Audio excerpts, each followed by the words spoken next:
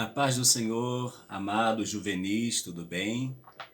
Deus abençoe a todos vocês, espero que todos estejam bem. E hoje nós vamos gravar a nossa 7ª lição, que tem como título A Encarnação do Redentor. O texto áureo diz assim: E o Verbo se fez carne e habitou entre nós, e vimos a sua glória, como a glória do unigênito do Pai, cheio de graça e de verdade. João capítulo 1, versículo 14. A nossa leitura bíblica em classe está em João capítulo 1, dos versos de 1 a 5 e depois do 14 ao 16. Nós faremos esta leitura que diz assim: Do princípio era o Verbo estava com Deus e o Verbo era Deus. Ele estava no princípio com Deus. Todas as coisas foram feitas por ele, e sem ele, nada do que foi feito se fez. Nele estava a vida, e a vida era a luz dos homens. E a luz resplandece nas trevas, e as trevas não a compreenderam. E o Verbo se fez carne, e habitou entre nós, e vimos a sua glória como a glória do unigênito do Pai, cheio de graça e de verdade. João testificou dele e clamou, dizendo: Este era aquele de quem eu dizia: O que vem depois de mim é antes de mim, porque foi primeiro do que eu. E todos nós recebemos também da sua plenitude, com graça sobre graça. A nossa introdução vai dizer assim: a encarnação é o ponto de interseção da história da humanidade. É quando Deus tocou a terra e, como se fosse o mar, desaguando em uma cisterna, como contê-lo? Assim, o cumprimento de milhares de anos de profecias estavam se concentrando em um ponto no tempo e no espaço. O Filho de Deus estava chegando ao mundo e o Pai daria todo o suporte necessário. A fonte da vida se fez homem comum e humilde para mostrar o mais importante de o ser e não ter. Jesus faria cumprir toda a vontade de Deus. Jesus, sendo Deus, como escreve Paulo aos Filipenses, não teve por usurpação ser igual a Deus, antes humilhou a si mesmo, fazendo-se semelhante aos homens, na forma de servo. Então Jesus ele se despe da sua glória, do seu poder, e vem ser encarnado no ventre de uma mulher para, por meio desse ato, poder salvar toda a humanidade. A nossa lição tem 3 objetivos, que são: mostrar Jesus, a palavra de Deus, antes da encarnação; vislumbrar o mistério e a encarnação em seus aspectos biológico, espiritual e social; e conscientizar sobre a humildade de Jesus, pois, sendo Deus, tomou a forma humana. Sendo Deus, veio em forma humana. Vamos lá a nossa lição? No primeiro tópico diz assim: vivendo na eternidade. Viver fora do tempo deve ser muito interessante. Todas as coisas estavam disponíveis ao mesmo tempo. Não haver distinção entre o ontem e o amanhã, serem eles como quartos de uma mesma casa. Assim Jesus viveu sempre, até um dia, e ele se tornou homem, assumindo um corpo de carne. Ou seja, Jesus, sendo Deus absoluto, e aqui vale a pena a gente até pontilhar o que a gente fala sempre, que Jesus veio tanto na sua natureza humana quanto na sua natureza divina. Jesus, então, podemos dizer e afirmar que ele é 100% Deus, ele veio 100% Deus e 100% homem. Como homem, ele vai abrir mão da eternidade. Como homem, ele deixou de ser eterno para estar sujeito à ação do tempo. sujeito à ação dos dias, das horas, como qualquer outro ser humano normal. Então, quando Jesus está absoluto na glória, para ele passado, presente e futuro é a mesma coisa. Mas quando ele vem, se encarna e nasce do ventre da Maria, ele então está agora sujeito ao tempo. Está sujeito a ter os seus dias contados como dias de pessoas normais. Jesus, a palavra de Deus. Em toda a Bíblia, Jesus recebe vários títulos. Filho de Deus, raiz de Davi, Messias. No texto de João 1, de 1 a 4, ele é chamado de o Verbo de Deus. Isto é, confirmado em Apocalipse, onde está escrito que ele se chama a palavra de Deus. E nós vamos ver que tudo que existiu lá no Éden existiu pela palavra. Então nós vamos ver a ação do Espírito Santo se movendo sobre a face das águas e o Pai, pela palavra, criando todas as coisas, dando origem a todas as coisas. Então Jesus é o Verbo, e você há de convir comigo, uma frase que não tenha nenhum tipo de verbo é uma frase que deixou de ser frase. Vai ser um amontoado de palavras que não vai dar um sentido. Jesus, como verbo, como a palavra, ele veio exatamente para dar o sentido à vida do homem, à vida daquele que tem buscado e lhe tem aceitado como Senhor e Salvador. O 2 diz, o Redentor de Deus. Como Jesus vivia na eternidade, ele estava com Deus e ele era Deus. Assim Jesus dispunha de todos os atributos naturais da divindade, onipotência, onipresença, onisciência e eternidade. Não havia limites para ele, o Deus Todo-Poderoso. Ou seja, Jesus, antes de encarnar, ele possuía os atributos divinos. E esses atributos divinos só o Senhor tem, que são onipotência, onipresença, onisciência e eternidade. Então nós vamos ver que só o Senhor tem esses atributos. Os demais são tudo criatura. E a criatura não pode ser onisciente, nem onipresente, nem onipotente. Por quê? A criatura está limitada, está sujeita àquele que o criou. Mesma coisa. Alguém faz um carro, mas o carro só vai ter utilidade quando ele tiver um dono.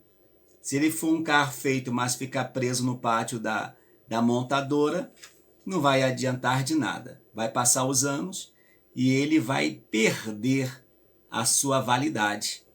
Então, do mesmo modo, o Senhor Jesus, como Deus, ele tem todos os atributos. Porém, ele, quando ele vem, ele abre mão desses atributos. Por quê? Porque agora ele vai estar preso ao tempo. Jesus, antes de vir, eu diria que ele é atemporal, ou seja, não está preso ao tempo. Agora, quando ele vem, nasce de uma mulher, ele também está preso ao tempo. Não tem jeito.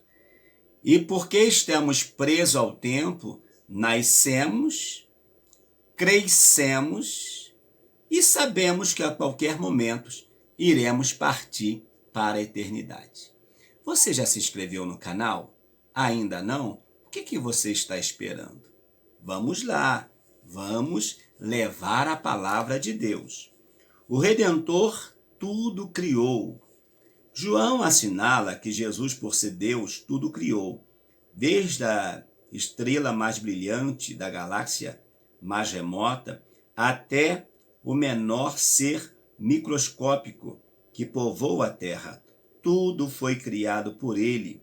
João diz que sem ele, nada do que foi feito se fez. Por quê? Porque ele é a palavra, ele é o verbo, ele é o que deu sentido à criação. E vale a pena destacar também que tudo o que existe tem a sua validade. O ser grande e o ser microscópico, como lemos aqui, todos têm a sua validade na natureza. E Jesus criou tudo isso. E o interessante, por ele ter criado, o vento e o mar lhe obedeceu quando foi necessário. E quando ele morre, também nós vemos um protesto da natureza. Relâmpagos, trovões, terremotos, aconteceu ali quando Jesus foi crucificado. Então, a natureza que ele criou vai protestar, porque está vendo que o inocente está morrendo, sendo que era necessário para a nossa salvação. O Redentor era a fonte de vida. João ainda menciona que Jesus, o Redentor, era a fonte de vida e foi ele quem trouxe a luz a todos os homens. Isso concorda com o que Paulo diz, pois todas as coisas foram criadas por ele e tudo existe por meio dele e para ele. Glória, pois, a ele eternamente. Há um texto bíblico que vai dizer que na região da sombra da sombra da morte raiou a luz, brilhou a luz. Que luz é esta que brilhou? É o nosso Senhor Jesus Cristo. O Senhor vem de um povo totalmente esquecido. Belém não era uma capital, mas ele nasce em Belém. Embora ele vai nascer em Belém, isso traz confusão a algumas pessoas, porque eles não chamam Jesus de belemita, de alguém que nasceu em Belém, mas chamam Jesus de Nazareno. Por quê? Porque o Senhor Jesus, ele nasceu em Belém. Por quê? Porque lá foi onde José precisou ir com Maria se alistar, que é onde era a cidade de Davi. Se lembra que Davi era de Belém? Jessé de Belém, Davi de Belém, e José, como sendo a descendência, precisou ir lá se alistar. Mas ele não morava lá. Ele morava em Nazaré. Então Jesus é conhecido como o Nazareno, por quê? Por causa disso. Embora tenha nascido em Belém. E isso acontece com a gente também. De repente você nasce em um lugar, nasceu ali, mas não quer dizer que ali é onde você vai crescer. De repente você nasce porque a mãe está grávida, está perto da luz, nasceu ali, mas depois você vai crescer na tua verdadeira terra. Foi o que aconteceu com Jesus. E Nazaré era uma cidade esquecida. Nazaré era uma cidade esquecida.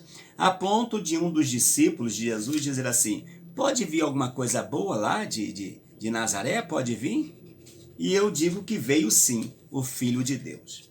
O segundo tópico diz, saindo da eternidade, entrando no tempo. Por intermédio da encarnação, Jesus submeteu a todos os rigores do tempo. Deus aguardou o tempo certo e então enviou seu Filho ao mundo. Gálatas capítulo 4, versículo 4. A plenitude do tempo veio. Então Deus envia Jesus, nascido de mulher de acordo com a lei. Uma vez que Jesus vem, ele agora está sujeito ao tempo. Não vai ter jeito. Ele submeteu-se ao cronograma do tempo para cumprir as etapas da redenção. Jesus não podia salvar sendo Deus lá na glória. Ele precisou vir, descer, para que nós reconhecêssemos que ele veio como homem para nos salvar, para nos perdoar. Ficando limitado à matéria e ao espaço, como deve ser ruim se sentir preso, sufocado. Jesus deve ter se sentido assim quando ficou retido em um pouco de tempo em um corpo material e, portanto, limitado. Ele não teria a mesma facilidade de locomoção, precisava agora caminhar, dividir espaço com outras pessoas. Não tinha como Jesus agora fazer como antes, estar em todos os lugares ao mesmo tempo, sem estar preso ao espaço físico, tanto que depois ele já vai demonstrar isso quando ele ressuscita. Ele aparece dentro de uma casa com a porta fechada. Por quê? Porque já não está mais sujeito ao tempo. Ele já recebeu de volta a sua eternidade. Mas enquanto isso não acontece, ele então fica limitado ao tempo, ao espaço e a dividir momentos com outras pessoas. A encarnação, um mistério. Diz assim, biologicamente falando, o nascimento de Jesus é um grande mistério da Bíblia. Como nascer um menino de uma virgem? Isso não tem explicação científica. Até existe um fenômeno biológico da natureza chamado partinogênese, que é uma palavra formada por duas expressões gregas que significam virgem e nascimento, em que um óvulo não fecundado se desenvolve originando um novo indivíduo.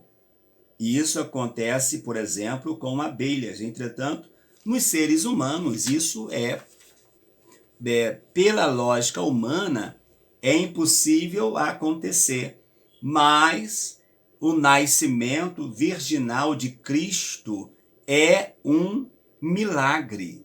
É um milagre. Não tem outra coisa, não tem outra explicação. Uma moça que ainda não havia conhecido o varão, o namorado, ficar grávida.